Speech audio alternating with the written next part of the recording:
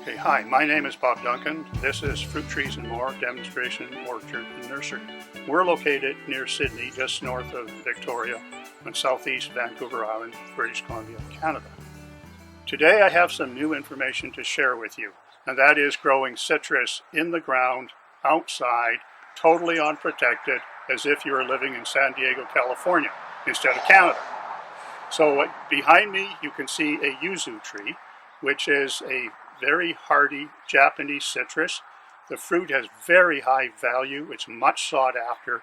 It has a multiplicity of culinary and other uses. Very popular in Japan and increasing popularity in the North American context. So then the question is, how is it possible in Canada to grow a citrus in the ground outside? One would never guess that this might be possible. So what we have is a citrus behind us that is native to the mountainous regions of south-central China, regions in China that actually experience temperatures down to -9 or -10 Celsius as a regular course of events. So these are natural hybrids. One of the parents is considered to be the Ichang pepita, which is a wild citrus that grows at higher 4,000 foot elevation in areas where serious freezes occur regularly. The other parent is considered to be a satsuma or a mandarin of some sort. So you end up with an acidic citrus that can be used much like we normally use lemons or limes. So it's not an eat out of hand fruit, but one that you would use principally for culinary purposes rather than eating it like a sweet mandarin. They've also been grown in Japan for close to a millennia, and the Japanese have actually brought forward the culture of this tree and promoted the many uses that it can be put to, more so than the Chinese themselves, where it originally came from. The tree behind me, it measures about 2.5 meters high, about 2 meters wide, probably has at least 50 yuzu that's approaching maturity. So you can see that. You can see some of the fruit is still very green, and some of it has got a little bit of an orange color break happening. So the Japanese typically use this while it's still green. So much of an analogy would be with limes, which we're all used to. Limes, if you leave them on the tree, go yellow. If you refer back to our YouTube on lemons and limes, you'll see that. And it's the same with this. Although they will go with sort of a yellowy orange color if you leave them on the tree. They're best used when they're still green or just starting to color up. Oops. Okay, so here's a yuzu that was just picked from the tree behind me. It's split open here. You can see it has it's a relatively seedy fruit, but it is the juice and the zest and other features of it that are useful. So the fact that it has seeds is not necessarily a problem.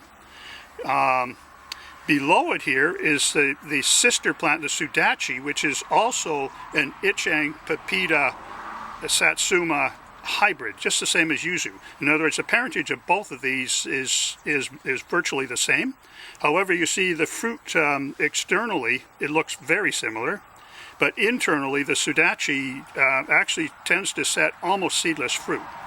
So that could be of some benefit, as I say, but the yuzu is by far the more well-known and the fruit that's more frequently used in Japanese cuisine.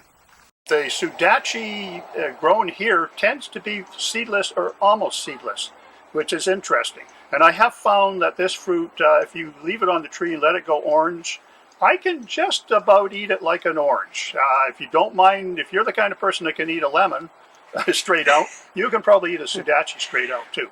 And this fruit, as I say, it's virtually seedless, so it's kind of like eating a sour mandarin. But it's pretty tasty, has a unique flavor, and of course it can be used for all the same culinary purposes that yuzu is used for. Okay. We have been growing lemons and limes in the ground against south and west walls here in East Vancouver Island for the last 25 years. We have now, over the last 5 years, demonstrated the feasibility of in the ground, fully in the open, unprotected production of edible, high-value edible citrus. Now the growing site that we recommend for that would be a full sun, warm site with perfect drainage characteristics. So if you look behind me, you'll see a slight berm, and you'll see a row of Yuzu and Sudachi growing side by side, producing substantial crops of high quality fruit that reliably ripens. So this Yuzu, it's grafted on a flying dragon rootstock which dwarfs it. The tree blooms typically in April and May. It swarms with bees. The bees are unbelievably attracted to this plant. So if you want a bee-friendly plant, I've never seen one more bee-friendly than Yuzu and Sudachi.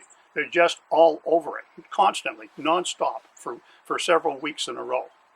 So anyways, the fruit sets almost 100%, and in some cases could actually benefit from a little bit of fruit thinning, especially with the Sudachi. It tends to overset and would benefit from thinning the fruit a bit to increase the size.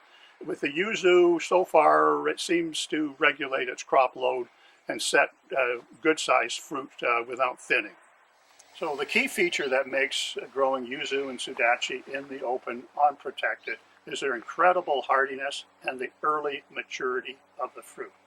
So the tree is hardy to at least -9°C, which is a temperature we virtually never get here. And the fruit ripens between late October, and today's the 21st of October, and the fruit is ripe enough to use right now. In fact, it's at the perfect stage. So it ripens between late October and mid-November, before winter hits. So if we were to have temperatures cold enough to damage the fruit, like -3 or -4, which would damage the fruit, even though it's no problem for the tree, the fruit is already picked. So it's a moot point. So you've got a tree that can handle our winters, no problem, and you've harvested the fruit before winter comes. It's the perfect situation for growing outdoor, super hardy, edible citrus here on southeast Vancouver Island. The growing requirements that I've outlined here should be suitable for anybody growing along the shores of the Salish Sea or in certain parts of northwest Europe, like southern England and the Low Countries and coastal northern France. The systems that we've used here to grow these edible citrus should work well in those areas as well. I hope that the information we've given to you is helpful, and that this will entice you to grow your own edible citrus as if you too were living in San Diego, even if you're not. Thank you.